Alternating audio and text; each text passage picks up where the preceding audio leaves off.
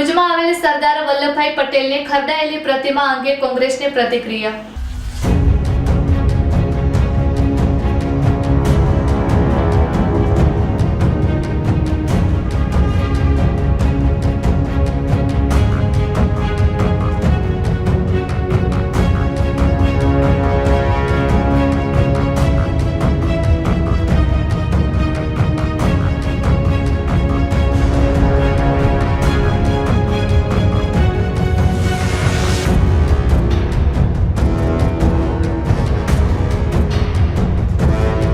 મારું નામ મિત બલરાજ જોશી છે અને હું પશ્ચિમ કચ્છ યુવા કોંગ્રેસનો ઉપપ્રમુખ છું।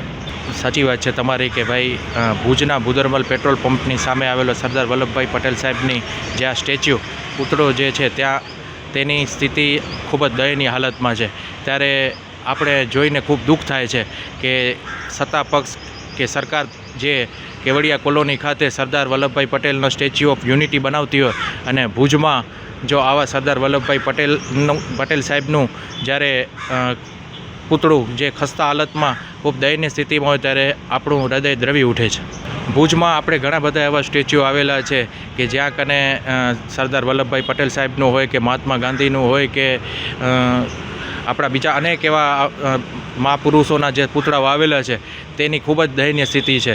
આપણે ઘણી વખત સાંભળ્યું હોય છે, જોયું હોય છે કે મહાત્મા ગાંધીજીનું જે પૂતળું છે એની ઘણી વખત ચશ્મા ઉતારી લેવામાં આવતી હોય છે અથવા તો એમની આંગળી તોડી નાખવામાં આવતી હોય છે। આ ખૂબ જ ખરાબ અને ખૂબ જ આ વિકૃત માનસિકતા ધરાવતું જે કરે છે એ કૃત્ય કહેવામાં આવે છે। હા, જ્યારે આ મહાપુરુષોની કે જે આપણા જે મહાત્મા ગાંધી હોય કે સરદાર વલ્લભભાઈ પટેલની જન્મજયંતિ હોય કે પુણ્યતિથિ હોય ત્યારે જ આપણે એમને હારારોપણ કરી અને યાદ કરતા હોઈએ છીએ। એવું ન હોવું જોઈએ।